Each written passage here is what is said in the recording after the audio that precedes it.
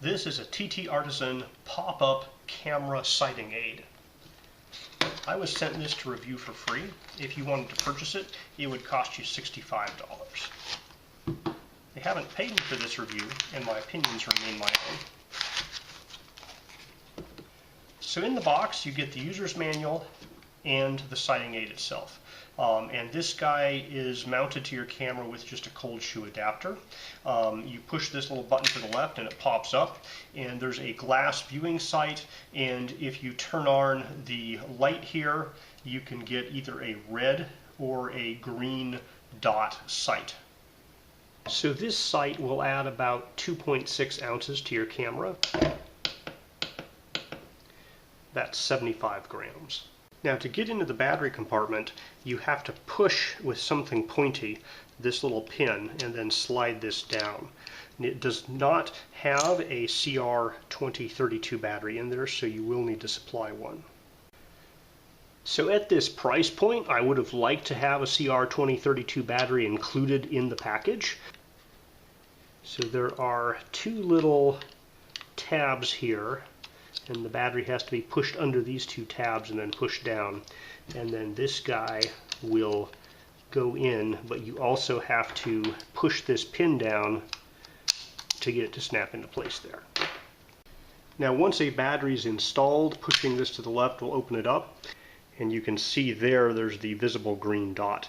Now the controls are pretty simple. You can change between green and red. So at night, typically you would use the red dot. If you have a daytime, you might be using the green dot. There's 3 levels of brightness, so you can dial the brightness down by pushing this button, or the center button will dial the brightness back up.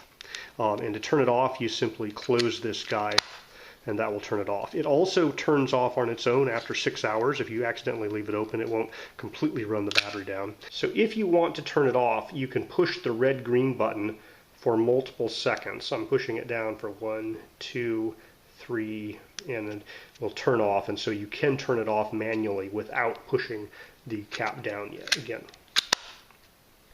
Now, if you do that, when you put the cap down, pop it back up, the light's back on. So installation on your camera, you simply put it into the cold shoe mount, and there is a lock button here that tightens that down. Now, after you install it, you will need to calibrate the up and down and left and right so that this dot accurately connects with where your telephoto lens is pointing. So in this case, the center of my telephoto lens is pointing at a boat. But the green dot over here is pointing well to the left of that. So I'm going to have to use the left-right adjustment to get that green dot to move, in this case to the right significantly. So I'm moving it across there. Up and down is pretty close, so I'm just going to have to go down just a little bit.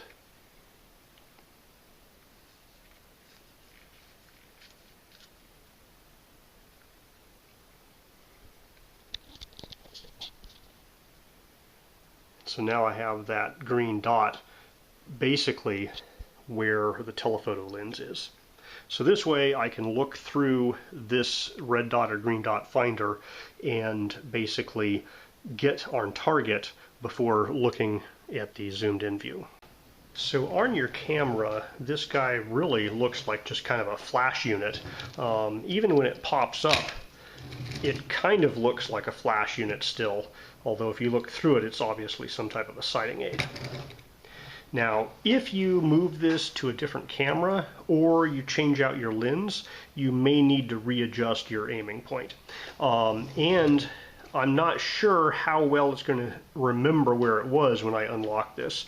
So when you unlock it, it pulls out, and the only thing that really fixes that in position is if you get this front edge all the way up against the front of your cold shoe, and it doesn't click back and forth or wiggle back and forth at all. So I'm going to put it back on and see how well it kept my sighting point.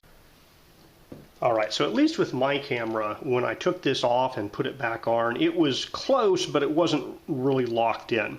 I've also found that this guy wiggles in my camera back and forth a little bit, and that might just be my particular cold shoe. But essentially, when I put it in there, when I lock it, it wants to wiggle in one direction. And so if I put my finger on it and lock it, that makes this adjustment left-right work better for me. So for my particular camera, you can't just slide it in and have it go back to the same spot. And I specifically push my finger this way to tilt it off to the right a little bit, and then when I lock it down, it stays in that position. So I think when you lock this into your camera, then you want to readjust your up, down, left, right, get them positioned, and probably don't take it off your camera until you're done using it. Okay, so this guy does what it's supposed to do. The left, right, up, down adjustment worked pretty well. It locks to your camera very securely. A couple of downsides I've found, at least with my camera, is that this guy doesn't permanently fixture into the same spot. There's a little bit of wiggle in my camera, and so I have to be careful when I'm locking it down to kind of push it in one direction and then lock it in place where I want it to be. And even then I need to readjust every time I put it on my camera. So it works fine when it's locked to your camera, but it will not necessarily retain enough of a setting to really nail things. You're going to have to do a little adjustment every time you take it off and put it on your camera. Build quality, it's plastic. It's not bad. It has what kind of feels like a little bit of a delicate mechanism here. It pops up, it folds back down. There's a little bit of wiggling in that whole maneuver. And you're not really supposed to be hanging off of it or holding it, but it's a little bit delicate in my opinion.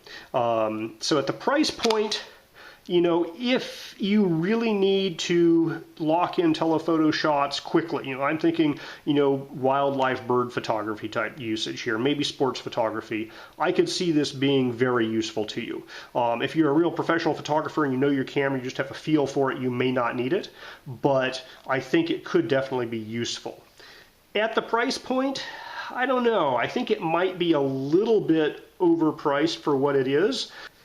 I mean, they didn't even include a battery with it at that price point. So it does work. It does what it claims to do. It's just a matter of, do you want to pay that much money for it?